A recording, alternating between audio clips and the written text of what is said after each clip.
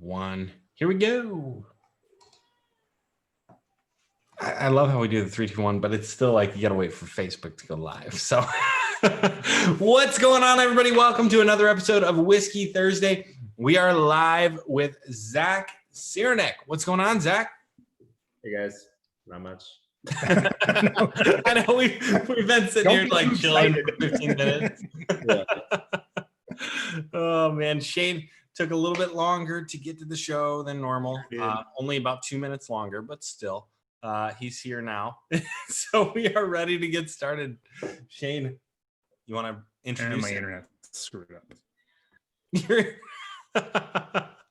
We waited all night for him, and here we are. No, I'm just kidding. But anyways, if you guys are watching live, hashtag live in the comments down below. If you're watching the replay, hashtag replay in the comments down below.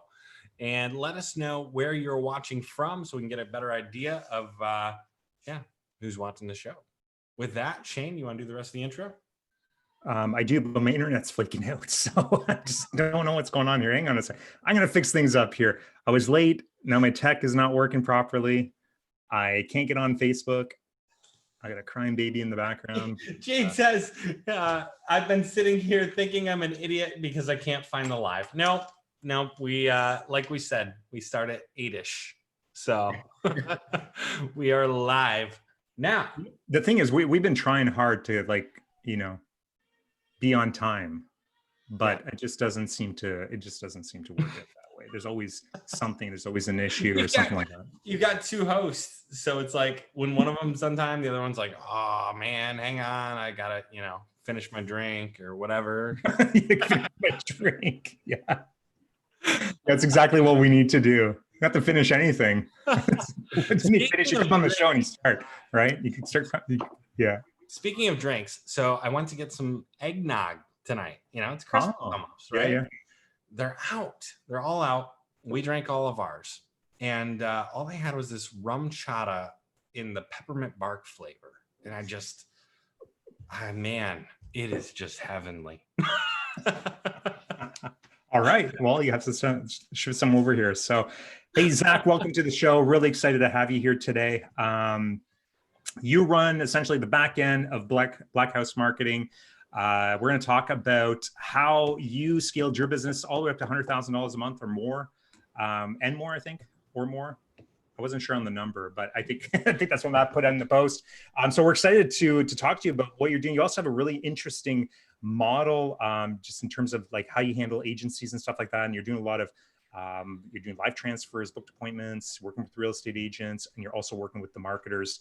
And you're the guy that that basically makes everything happen on the back end. So we're really excited to dive deep in some of that stuff. And for those of you that are watching the show, if you're watching from YouTube, make sure you come on Facebook and find us in the Real Estate Marketing Conversion Mastery Facebook group, because we're here live every Thursday. But tonight, if you're watching, stay till the end because we got a fun little announcement here for Christmas that's coming up here. We're gonna do something special, and we're gonna talk about it near the end of the show. But again, Zach, hey, welcome to the show. Really happy to have you here. We had your partner in crime here a couple weeks ago. Jayde was on the show a little while back, and we had a great chat with her. And now we've got you, which is awesome. So we can talk a little bit more about the tech, which is you and Matt can geek out on that stuff. I'm so right. So, but whatever, I'll listen. So Zach, tell us a little bit about yourself, and we actually just found out what you used to do, which has nothing to do with marketing, but that's kind of interesting. But if you just want to give us a people are watching here just a brief intro on who you are and what you do, and we'll dive into some of this other stuff that we've been talking about. Cool. Yeah, I'm Zach. Like they said, I run the back end for Black House Marketing, also one of the partners there. I guess a little bit about me. I first got started in marketing. I was actually working in the trades, oddly enough, doing sheet metal, working with my hands. And I've always kind of liked the idea of like having my own business, and I've been really tech savvy, so built lots of computers, stuff like that. Gaming PCs. Yeah, game. I'm a big There you go. Look at that. So I'm always messing around with stuff like that, even going as far as like messing around with software to, make my characters in the games way better than everyone else. Right. And basically I got into this whole digital marketing thing because I really wanted to get out of working in the winter time in Canada. And so Can't blame you there. yeah, it's terrible working with metal in Canada in winter outside. So not fun. So I took some online courses and yeah, I got started in digital marketing, started in the lead gen space and worked with like a array of clients. And it wasn't really until we started like diving deep into real estate. Real estate always made sense because I was doing construction on homes, so it just made sense to me. Mhm. And I understood like parts and bits and pieces of the process, especially with like building homes. So we dove into that. I had to convince Jayde to actually go into that niche. She did not want to do it. You guys were in like the pet niche or something, right? Yeah, we were. Yeah, we got started in the pet niche. I was building chatbots at that time, and I built some really cool chatbots for like the dog grooming industry, I think it was. And we were like getting like crazy amounts of bookings, like self bookings coming in off these ads, by, like running like viral giveaways or just like discount coupons. But we very quickly found out that, trying to charge even a dog groomer, let's say $750 a month, like that's like half their It's wage. like half their revenue. Right? They're just like, oh, I don't know what I'm gonna do. That's so much money. I don't know. Right. That's kind of like the odd situation that we found ourselves in. And then we did some other stuff, and then stumbled on like our first real estate client in Regina, Saskatchewan, which is where we live. And then ran ads for them, doing like targeting like job occupations. So we were targeting nurses. We created a program around nurses. Okay.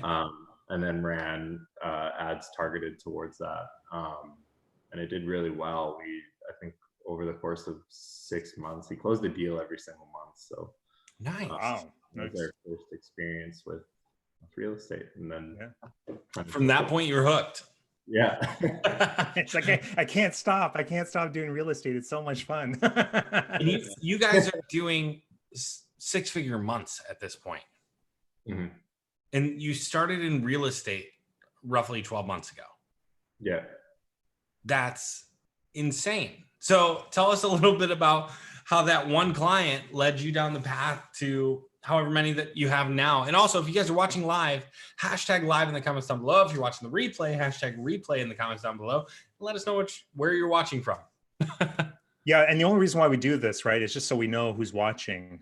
We can't see, so just drop a comment. It's always nice to know, who the diehards are too, and the secret admirers that are out there. Feel free to comment, because I know there's a lot of you that come on the show and never comment. Right? Let us know that you're here. Oh well, Jayde's here. There's one of our secret admirers. Love it. What's up, Tom? Tom's here as well. Jermaine's here. Jermaine's here as well. What's going on? Good to see you guys. Thanks again for watching. So yeah, Zach, tell us, what was that journey like? What did that look like, man? That whole like all of a sudden like, let's do real estate. Oh, we're at 6 figures a month in real estate. What was that process like? How did you go from there to there? Oh man, it was probably the most painful grind that I've ever experienced in my life, because it was like essentially just constant like fluctuations, and we were running like the same offer as everyone else, right? So we'd run our offer and our ads, and like nothing. What was that same offer that you were running at the time, if you don't mind saying? Like basically selling leads like retainers, right? So like, hey, like we're going to get you 50 to 100 leads a month guaranteed, or your money back kind of thing, right? Mm-hmm. Like just running ads like that in the marketplace.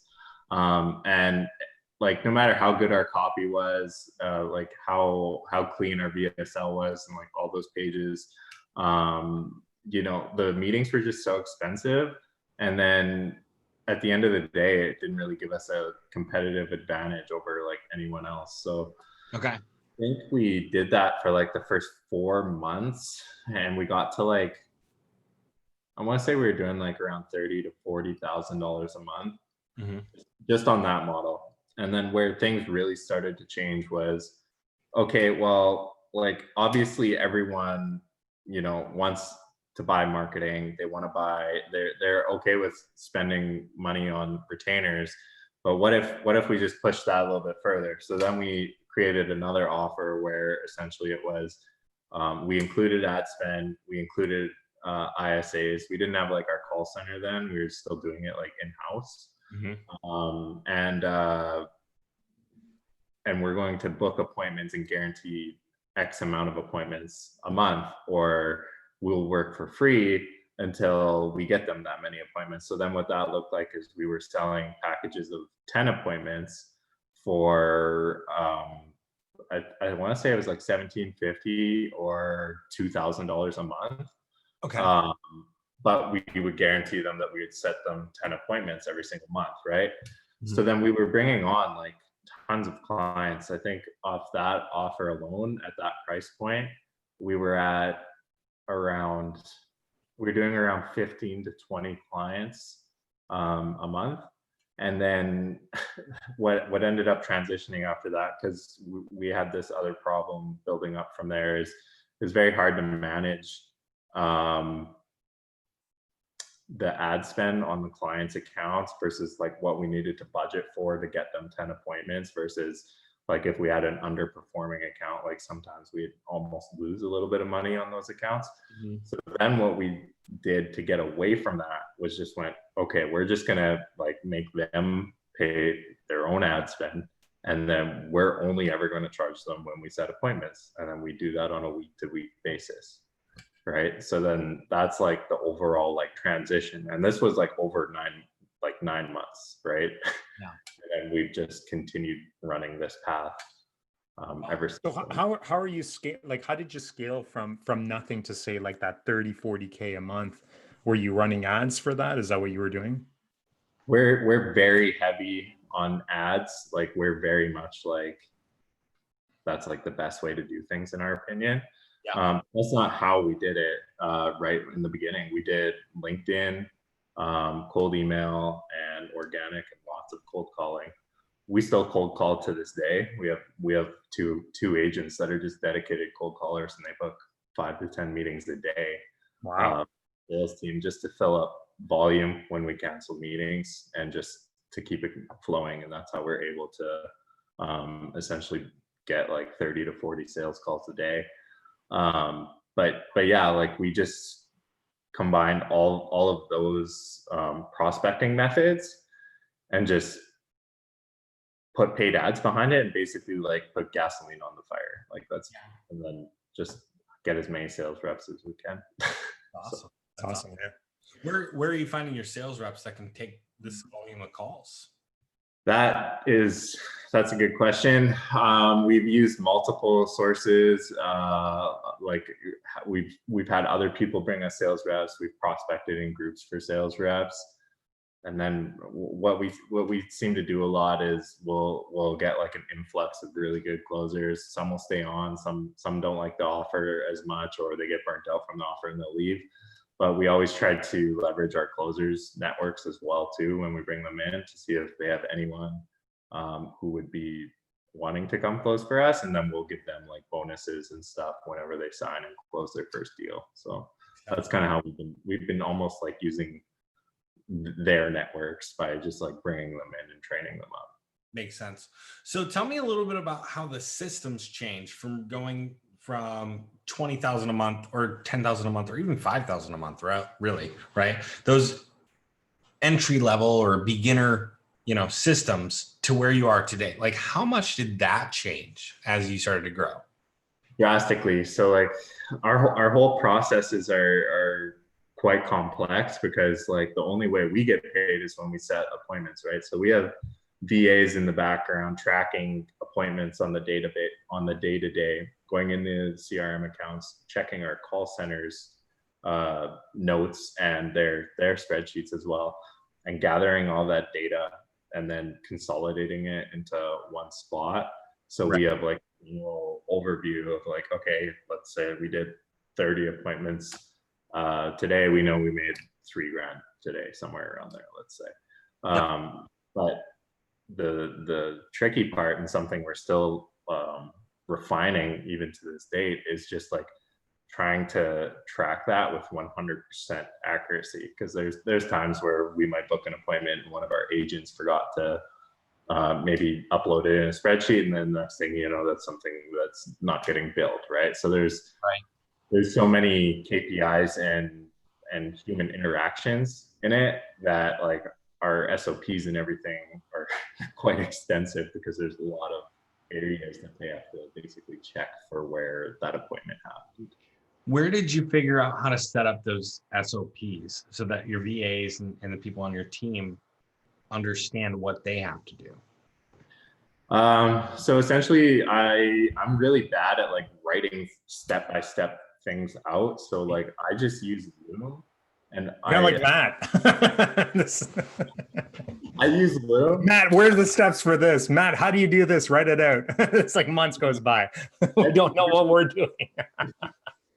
I will literally shoot videos and send it to Jayde and be like, how can I make this make sense to someone? Because like, this is what I'm trying to do, and here's how my brain works. And I have a very tough time communicating that, because like, if I didn't have like Jayde to like help me like get things out on paper and like how it should be done, everything would be ran probably by me doing everything myself. So, but that's not a bad way to do it, right? Like, I mean, for anybody out there that's struggling with like actually writing your steps out, just record the video and give it to somebody.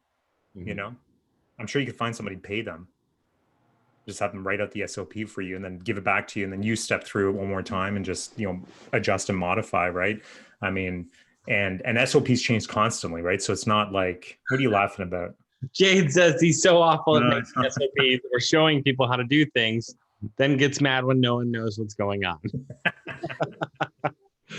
I can relate to that so much.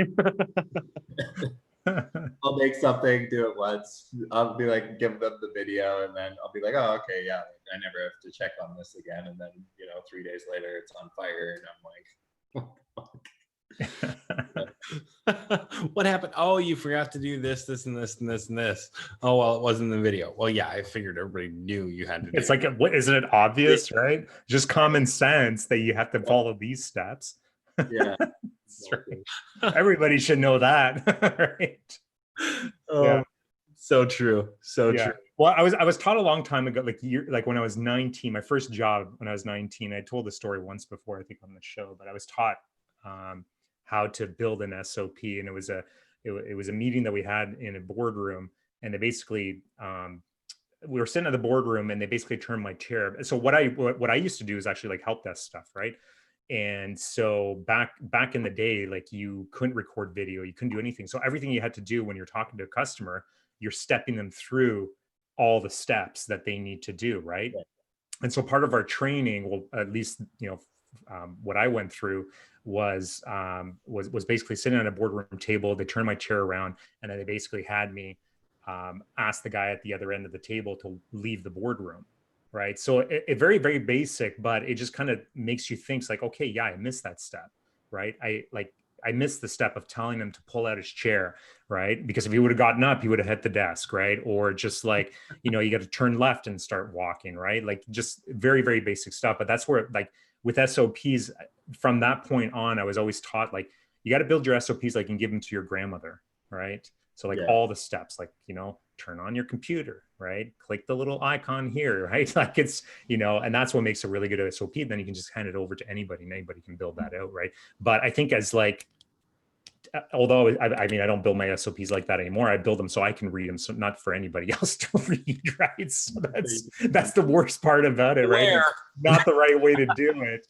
But that's how, you know, like now it's even to this day, it's like, you know, when I'm writing, so it's like, everybody's going to know this, right?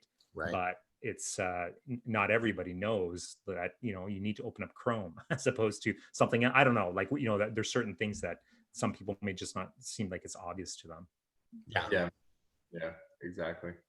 And very important in a business of your size as well. Like, when you got a lot of moving parts like that, I mean, you must, like you said, you have complex systems, you have other people doing things, you got to make sure those SOPs are, well, thank God you have Jayde, right? I mean, that's, so maybe that's the secret sauce is, have your partner or wife or, whoever run the other part of the show that you don't want to deal with.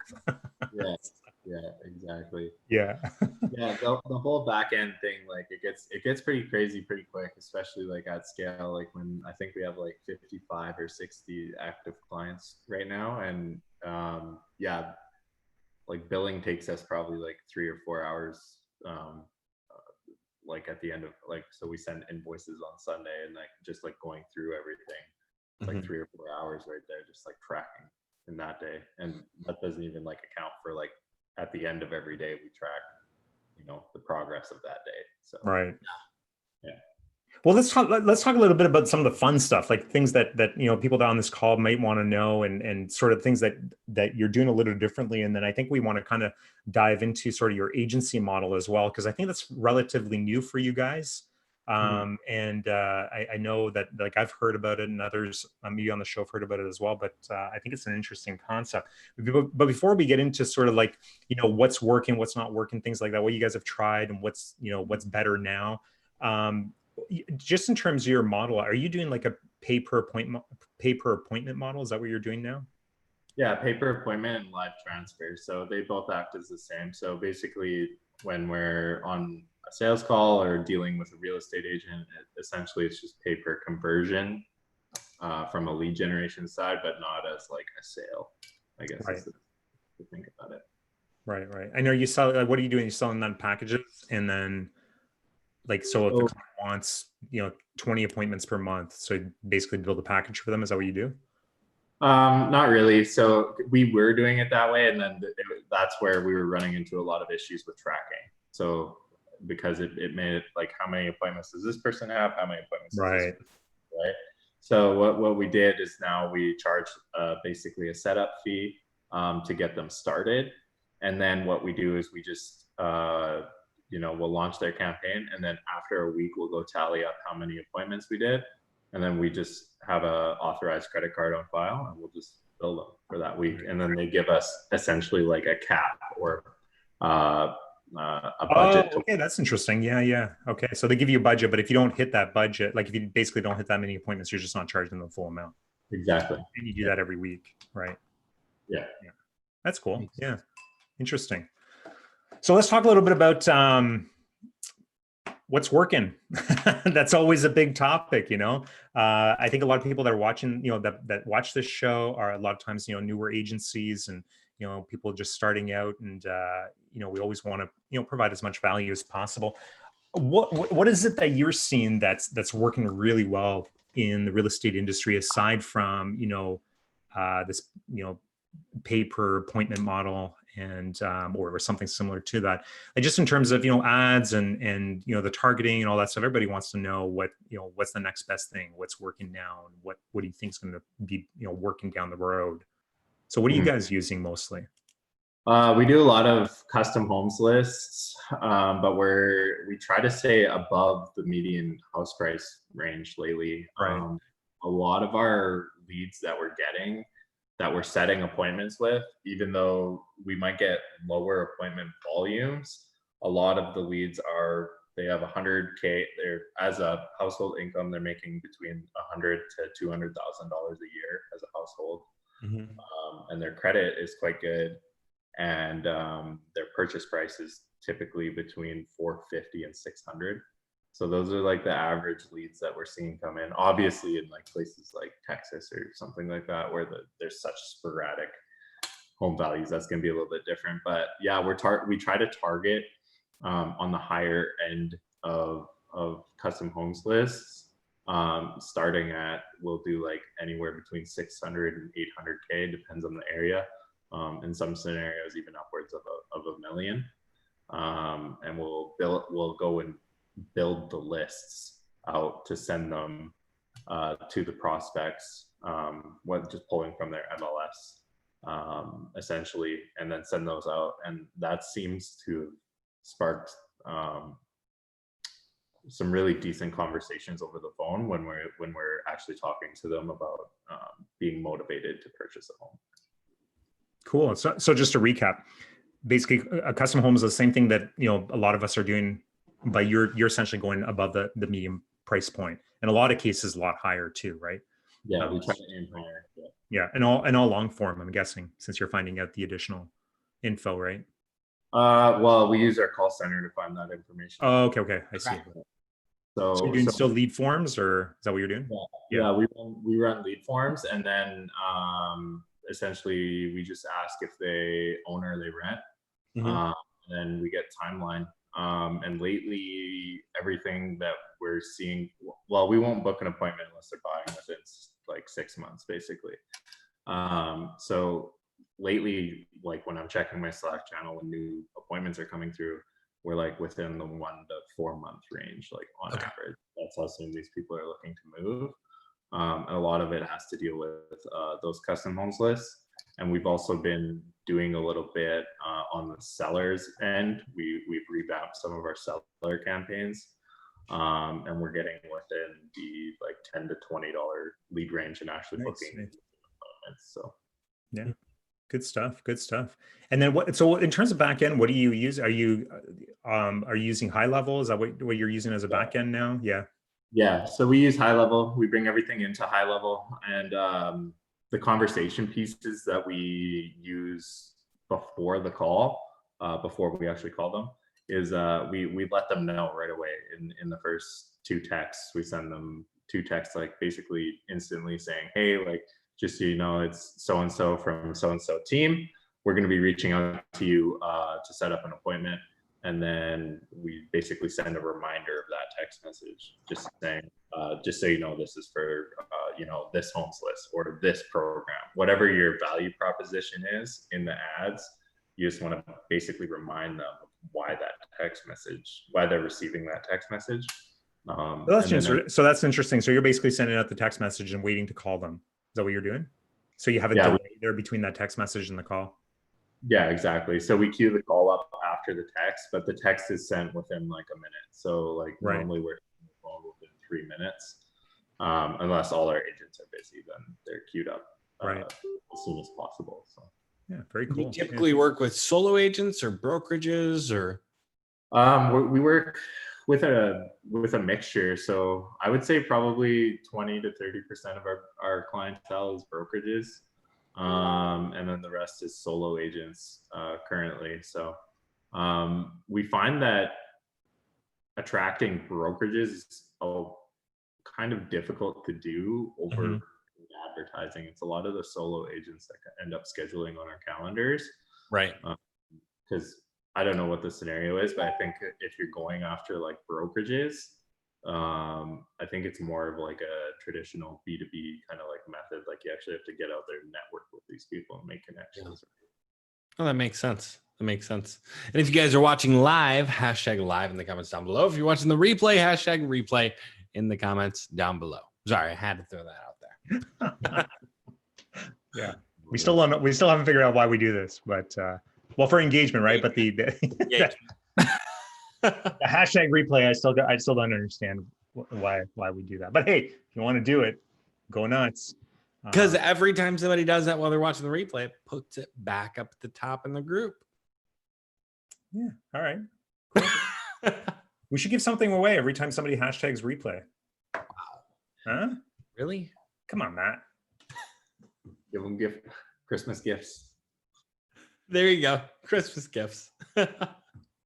Benji Lee says same as far as not being great at SOPs. But obviously you're doing pretty well with SOPs because you've got a 6-figure or 7-figure agency, 6-figure month agency, right? So tell us a little bit about what that takes. You know, what are some of the differences you notice now running an agency at this level that were not there when you were first starting? Managing a team is probably the most difficult thing to do. Making sure your team members are doing everything they should do. We have, I think there's like 15, like almost 15 people on our team in total. So that's like a commission only sales team. So there's 4 sales reps that we have. Mhm.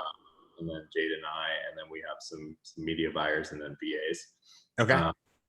So it's just like really like getting everyone on the same page. I never would have thought like if we were just running an agency and like outsourcing the call center, it'd be quite simple, you know, like Right.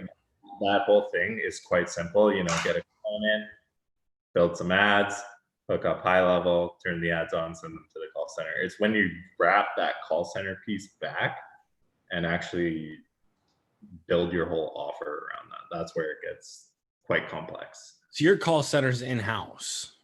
Yeah. Now, who manages all the calling agents or ISAs? Yeah. So we have another partner. His name is Roy. Mhm.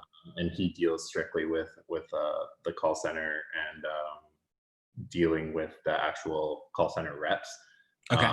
I integrate everything into the call center and make sure it's running smoothly to all the agents. Okay. Makes sense. So you're making sure that they're getting their appointments, they're getting their leads, they're getting everything that's coming through, you know, situating the whole thing. He's kind of coaching the ISAs and making sure that they're setting appointments. Is that right? Yeah. Yeah. Okay. Makes sense. Do we have a special guest that just came back? Is that Shane? he disconnected. He says, well, there goes my internet. Actually, I think I know what I think I figured out what the problem is. What's Finally. that? You had to pee? I didn't pay my bill.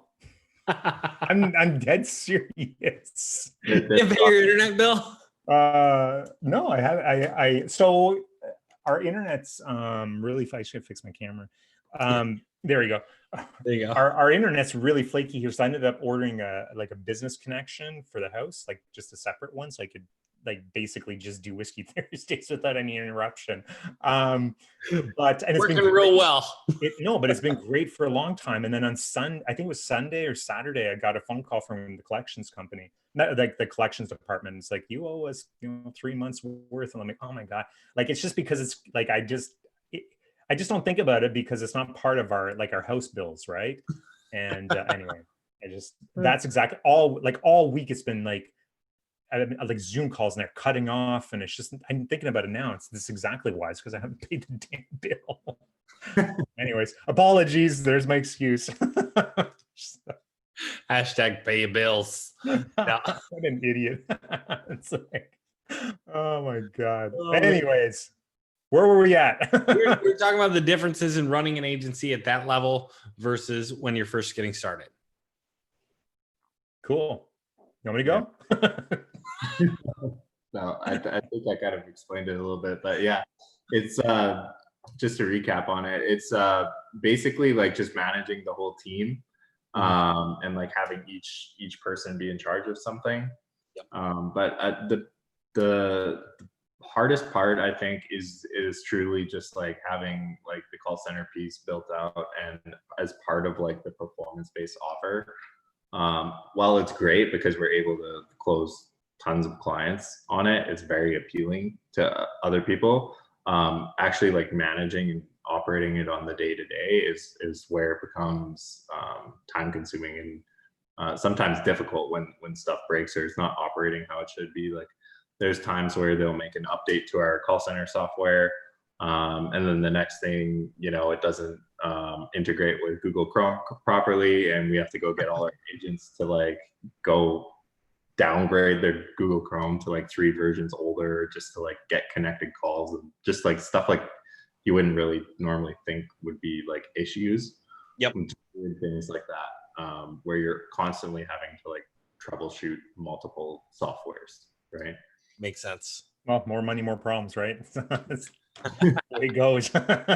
So, right. Well, it's true, right? I mean, as you grow and grow, the problems just, you still have problems, just different problems now, and sometimes it can be really big problems, right? So, I'm curious to know, since you got, I mean, at the level that you're at, I mean, are you guys experiencing, or have you experienced any of the, the ban hammers from Facebook and the account bans and things like that? No, none of that. No, You, yeah. I don't want to talk about it. Okay, I should not even go there. He does not want to jinx I it. don't want to talk about it. No, I'm No, just curious if you have some experience, and maybe you can, offer some solutions here. But hey, you know, yeah. We try to be compliant as possible. So like part of our service is we do charge a setup fee, right? So what we do is we run everything out of our clients' accounts. So we don't run anything in our own accounts. I think I have like 1 or 2 ad accounts. Those are just for my B2B ads. And everything else, we get access to their Facebook page, their ad accounts, their everything. And we run it all off of their pages. So then if something were to happen, we've had it where their ad account gets shut down or their business manager has an issue, but it's never happened personally to us. Right. I've had my own ad accounts like shut down, but I've never like lost like a business manager or anything like that. Jade says, OMG, do not jinx it. Well, we were hoping for some insight here. Matt's been struggling for months with his. So Hey, you know, we got a solution we're working on. So good. It's about time. Yeah. Well, I mean, it can be detrimental to your business, right? Like, especially if you're running ads to maintain, you know, like to continue to scale and just maintain, you know, getting more clients and so on, right? Like it's, you know, you get like, well, what ended up happening with Matt, right? It's like all of a sudden, no more ads for the Academy. There you go. Thanks, Facebook. October 18th, still no response to the original appeal. So fun. Thankfully, I have my wife on most of the other accounts, so we're good. Wow. Do you go through their chat support at all? What's that? Have you like went through their chat support? Like what yeah. all? Probably 24 times. Yeah. I mean, I've hit them up like every 2 to 3 days since they banned it, and still nothing. No response to the initial appeal. And I talked to a rep who's like, nope, you're in compliance. This looks fine. This looks good. You're good. You know, the only one who says it's not good is Shane. Right. So, but no, Facebook just haven't responded. Like they've not given a response to the initial appeal. Every time they see your appeal, it's like, oh, this guy. Let him wait for another month. All those bad things he did back in the day. Yeah. I was gonna say, like one thing that we've done in the past is we've booked calls with like the specialists or whatever to become like a Facebook marketing partner, I guess. Mm-hmm. Or whatever. Yeah, like the agency partner designation. Is that what it is? Yeah. We kind of go through that process a little bit, and then we say, oh yeah, like I got this ad account, it's banned. Like, can you look into it or whatever? And then like I've done that and like had them reverse ad accounts while I'm on the phone with. I've had them reverse ad accounts, but I got the nuclear, right? The account access ad restriction. So it's actually my personal ad restricted. So it's crazy. That That is the rough one. That is the worst. So yeah, but I mean, Rose here. Oh, sorry. I was just going to. Rose here has a question. Do you ask to be partners of their BM accounts? I'm assuming with your clients. Yeah. So we get access to be their attached to their business manager from our business manager. So Black House Marketing would be representing our company and their business manager. And then we make them make the ad account. We make them hook their credit card up to the ad account. And we make them give us access to their business page. And then if you're using Go High Level, you'll probably need lead access as well too, because lately Facebook has been finicky with that, not allowing integrations to go through lead access. So okay. Makes sense. So you guys use Go High Level, you use Facebook. What other kind of stuff are you guys using in the business on the day-to-day on the back end? Yeah, it's mostly just Go High Level, our call center software, and Zapier, and in some scenarios, Integromat, and then we manage everything using Monday.com. So that's where kind of like everything like ends up getting funneled to, and then we track our appointments from there. Okay. So are you doing, sorry, on the call center side, are you like all in-house ISAs? Like they're all yours? Is that what you're doing? Everything's ours. We own the whole system end to end. Nice. Where are you getting your ISAs from? We mostly get them from Mexico. So actually we run Facebook ads to hire ISA clients, or not clients, ISA reps. Okay. Yeah. Yeah, a lot of well, I know with Power I say too, like I mean they're obviously all from Mexico, right? But their English is really, really good. Oh yeah, it's spectacular. So like our reps, they're originally born in like California or like Right. Arizona or something, and then whether they got deported or something, I don't know what happened, but they're back in Mexico looking for work. And yeah, a lot of our guys, they've been with us for like 6 months now, and they do really great. They probably average like each rep probably averages anywhere between 7 to 15 appointments a day. Wow. So we just like spread them out over certain accounts. Obviously, some accounts will underperform depending how the market is, but yeah, And you get a little bonus too because they speak Spanish. yeah, exactly. Yeah, it's great. And then we can also communicate with some of the brokerages that we have like Spanish agents on their team. Mhm. So we get to set up like a extra calendar essentially just to funnel those types of leads over to him Right. or Makes sense. Rose says, have you ever had a client cancel on you and run the ads on their own since they can see what you're doing? Yep, that's fine. That's it. That's part of our service is the setup of their ads. They don't get to go high level though. They don't get the snapshots or any of the integrations. They can have the ads. That's fine. So have they ever run them and been like, why am I not getting these leads? Like, what's going on here? Yeah, they'll contact us and be like, hey, like I'm running these your ads that I paid for it. I don't know how to get the leads and I don't know how to get them into my CRM and stuff. I was like, oh well, we can do that if you want. Pay It's going to be $3,500. Yeah, now that you mess things up, it's like Yeah.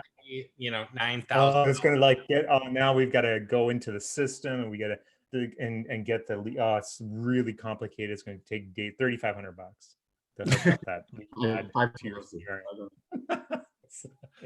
Oh yeah. But and that's a good point because I mean I think a lot of us, so I've primarily have run most of our like client ads through their ad accounts, and that's always been, you see it in the groups all the time, right? Like, don't use their ad accounts, they're going to steal your ads and all this stuff, right? And I've always had this frame of mind that basically says like, listen, if you got a client that's going to steal your ads, that's the least of your worries. Like, wait till it comes payday and then they don't pay you, right? That's to me. And so like I was always like the clients I've always gotten have been really, really good clients. And I've never run into a problem where it's, client decides like, I mean, yeah, they might cancel their services, but it's very rare to see a client trying to run their own ads. Very, very rare. It doesn't happen I don't think it happens very often. But I've heard of, people, getting locked out of the ad manager and things like that. But again, it's just like, who cares? Move on, go on to the next client. Did you really want that client as a customer? Right? Yeah, like when you're closing with volume, it's like that's like the least of my worries, honestly. I get more upset when clients like cancel credit cards or something like that because they signed with us and in the first week we book them like 20 appointments and right. Right. So and stuff like that happens to us too. Sorry, my dog's crying in the background. You're good. We can barely hear it. Crying baby in the background. It's a simple problem, not really, but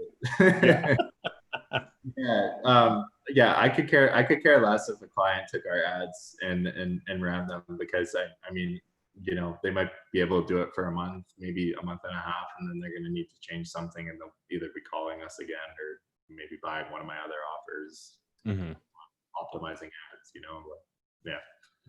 Makes sense. So you have other offers that they can purchase if they decide they want to go do it on their own or you're too expensive or whatnot. Yeah, like so we one of our strategies is actually we have like a low ticket funnel, like a self-liquidating funnel. And all it is like a quick like mini ads course with some templates and stuff in it. So like they can buy that for like $47, but then our whole idea with that is we'll call them as courtesy calls and upsell them to appointment, or well, we'll upsell them with an appointment to our high ticket sales team.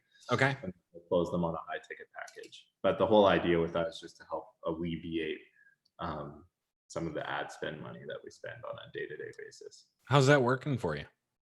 It works pretty well. We might not run it for the next little bit though, because we're starting to notice drop off with Christmas and course purchases. Okay. We're getting lots of add to carts, but our booking funnel is booking way cheaper meetings with the course purchases kind of dropping off now. So Okay. Makes sense. Yeah. Cool. Let's talk a little bit about, actually I see a question here, sorry. Tom says, what are your closing expectations for your ISA sales group? Closing expectations? The amount of people they talk to that go to appointment, the amount of appointments that close. For our realtor or our sales team? Realtors. For the realtor, gotcha. Yep. So right now, on average, we have some clients. There's one in particular. We've booked him 10 appointments, and he's closed.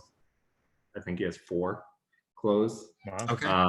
Which is pretty crazy. But that's since we made the adjustments to the ad, so it's lower volume, but the lead quality is a lot higher. Mhm. And then we have other clients where we'll book them like 20, 30 appointments and they close nothing. So, and that happens all the time. And that it honestly comes down to the real estate agent.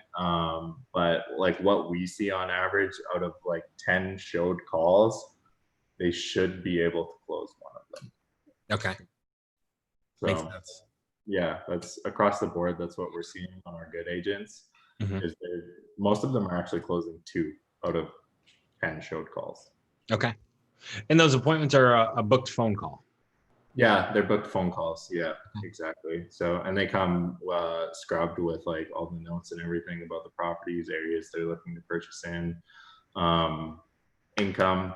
We verify, to the best of our ability, we verify income. Mhm. And if they give it to us, we'll get credit score, but we don't ask it over the phone. Okay. Makes sense. So that's going out to the agent. The agent's giving them a call, or are they jumping on a meeting, or what does that look like for appointments? So we always try to live transfer. And if they can't accept the live transfer, then we'll book the phone appointment. Okay. And then when they get on the phone appointment, really it's just for the agent, it's to verify all the information and really dive into like what they're looking for. And we give them kind of like a structure. Most experienced agents have that structure down because they know how to make that phone appointment to an in-person sit. And then from the in-person sit, obviously pitch them on their buyer's contract or whatever they're gonna pitch. Puppy wants attention. Right. Yeah, he's losing it. No, that's awesome. That makes sense. So the agents that you're working with, a lot of them already know how to close a phone appointment to an in-person appointment. Yeah, exactly. And then from there, honestly, like we find like if they're able to get in front of someone, that's the biggest barrier. It's like how does an agent take them from the phone to sitting down face to face and having right? So closing the loop on the next step in the process. And do you guys offer some training for your agents, or is that you should know that if you're an agent? Yeah, so we offer training. We actually make them follow. We have like a 6 C's to success framework that Jayde wrote up. And essentially what that is just breaking down all the messaging that leads up to the appointment and then how we frame that appointment. And so when they're getting on the phone, they understand the whole process that took this person up into this point. And then from there, we give them the structure to basically have that phone call conversation and then push that phone call conversation into an in-person appointment. Makes sense. Okay. Great. So let's, before we go, I don't know how much time we have left here. Okay, so we have a few minutes here. I want to talk a little bit about sort of the new stuff you're working on with the agency. So I think that's really intriguing. And I think a lot of people I think a lot of people find this interesting as well with what you're doing. But before we get into that, I want to know, just again, we want to make sure we're adding as much value as possible to the people that are listening. And again, there's a lot of agency owners that or new agency owners that watch the show. Obviously you've scaled quite a bit, right? You went from nothing to 30, 40, and then you scale again to 100,000. Is there one, tweak or something that you did to, increase, because we're always looking to increase conversions, right? So whether that's conversions to appointments, whether that's conversions to a deal, is there anything that you can share that you might have done that maybe I don't know if anybody else has done this, or, is there anything that's part of your system that you think is what sort of changed things for your real estate agents and just the service that you provide? Yeah, I think a lot of it is like, since we kind of have the call center piece like under our wheelhouse, is really driving in like the expectations of what a qualified appointment looks like. Like is this someone that we can, like we always say to our guys, like, is this someone that we can truly help get into a home? And do we feel like they're going to meet all the requirements in order to get into that home for like income and everything like that? And then just all the pre-framing before even calling them with text messaging, that really helped us out a lot. Like just letting the prospects know, like, hey, you're going to be getting a phone call. Here's the X offer that we're giving you, whether that's a custom homes list, seller PDF, new construction houses or something, right? And just like pre-framing those phone calls properly, so then when we're basically getting on that call, people are like more motivated, and then our ISA team really knows what to look out for to make sure that we're not like sending through a bunch of garbage, right? So it's the biggest thing for us was that. And then as far as scaling the agency, I think from like a sales perspective is 100% offer creation. You can be a really bad salesperson, but if you just have like a no-brainer offer or an amazing offer that's really hard to say no to, you're going to get lots of clients. So thanks. Where did Shane go? Yeah, he kind of froze while I was talking. I thought he caught up on his bill. What is going on? Elections is calling him again. Right? I love it. All right. Well, he just said OMG in the chat, so he must have disconnected. But that kind of gives us a little bit of what's going on in the back end there. What's kind of separating you guys. If you're watching right now, #live if you're watching live, #replay if you're watching the replay. But let us know, do you have questions that we can ask Zach while he's live right now, especially while we're waiting for Shane to come back. Look who decided to show their face. Oh my God, it's so embarrassing. They don't actually give you crappy service when you don't pay. Like if you don't pay, they just cut it off. So I don't think it's your bill. I think it's your no, they limit they start like your bandwidth, degrading your service. Really? Oh yeah. They'll throttle your bandwidth. I'm pretty sure. Not nice. Know that. If they just cut it off and I call them up and I'd be like, I'll pay my bill right now. Let's go. Do this to me. And so they throttle it just to piss you off. This is, yeah. Who do you guys have out in Saskatchewan? Like, so you guys have Rogers, but you obviously have Bell out there, right? No Bell. Who is it? We have Access and SaskTel, like our government internet, I'm pretty sure. Yeah. Yeah, no, like Rogers out here is just brutal with this kind of stuff. It's like, and they're crooks on top of it. So, anyways, so I think we pay like $200 a month for internet services, and I pay almost $300 for a cell phone service here. Wow, insane. Well, we have 2 phones, right? So $300. It's crazy. Anyways, whatever. That's crazy. Yeah. But with that, let's see. We are at about 54 minutes. So if you guys are still here and you've watched the whole time, don't cheat. You know the rules. If you watch the whole time, Don't forget to put hashtag Super Trooper in the comments down below. And Shane, we kind of have like what special announcement? What do you want to call this? No, it's just Christmas announcement. I think we did this last year as well. Yeah, We're going to try to do this again this year. So for those that were around last year, and I know there's a bunch of new people now, but basically, so there's no show, right? There's no Whiskey Thursday next week, is there? There's no Whiskey Thursday next week or the week after. We've got Christmas Eve and New Year's. Right. So But we're gonna do a Christmas special. We're gonna try to arrange this. Thanks, Matt, for bringing this up at the last minute. I didn't even think about it. I didn't even know it was December. So, like, Jade is a super trooper, by the way. Just so you know, Zach. Perfect. She's been here the whole time, making sure you don't spill too many secrets. Right.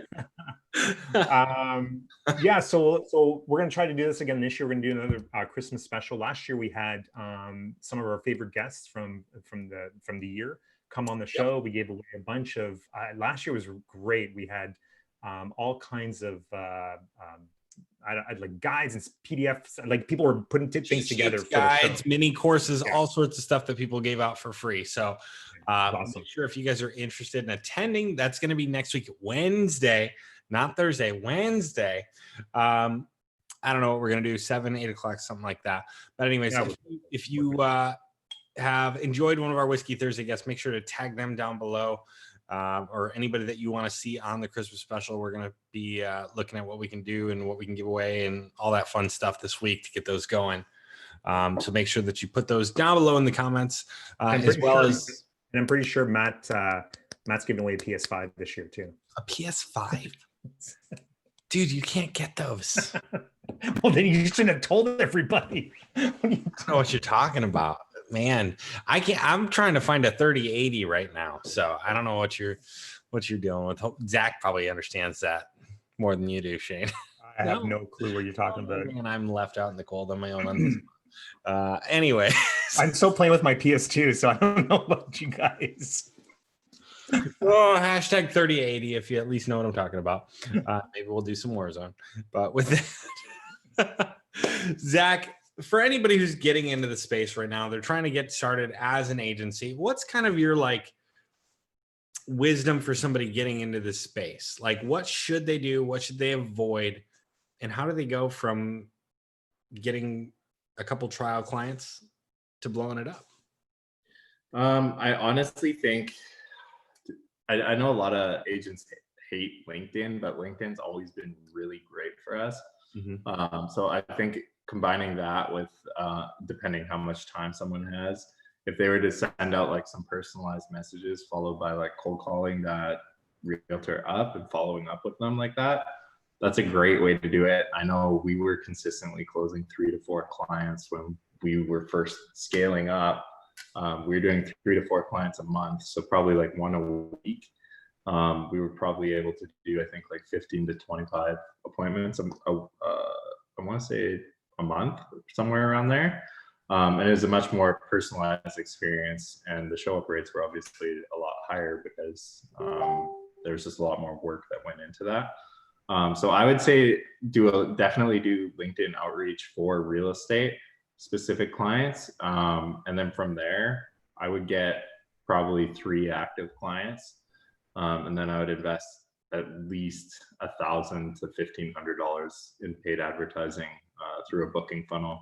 And then you can kind of have more consistency, and you should be able to take that $1,000 or $1,500 and turn that into 1 or 2 clients a month just from that source, while keeping your LinkedIn source going as well too. And then obviously bumping things up from there.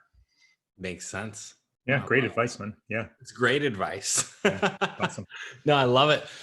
All right, with that, you guys, thanks again for another value-packed episode of Whiskey Thursday, where we're talking to Zach, and we'll hope to see you next week, Wednesday, for the Christmas special. Shane, any last-minute words? No, I'm going to go pay my bill so I can be here next Wednesday. Zach, it was a pleasure. It's always nice to have another Canadian here, and hopefully the weather is not treating you too badly in Saskatchewan. But not bad. What's bad. that? Not bad. Yeah. Well, with that, again, Zach, thanks so much for being on the show. Appreciate all the value that you provided tonight. I'm sure that we'll have you and Jayde on the show at some point down in the future. We'd love to get you guys back on here. Maybe we'll do both of you at the same, like, Duet. have you We'll both, do a duet on the show. Be a lot of fun. Be kind of interesting to see. But with that, everybody that's been watching, thank you so much for tuning in to the show this Thursday. Another episode of Whiskey Thursday. And if you're watching from YouTube, make sure to come see us on Facebook, the Real Estate Marketing Conversion Mastery. We're here every single Thursday, 8 p.m. We go live, and we always have an awesome special guest like Zach come on the show here and share some secrets and add some value. And with that, thank you so much. Zach, stick around. Matt, thanks. Sounds good. We'll talk to you guys soon.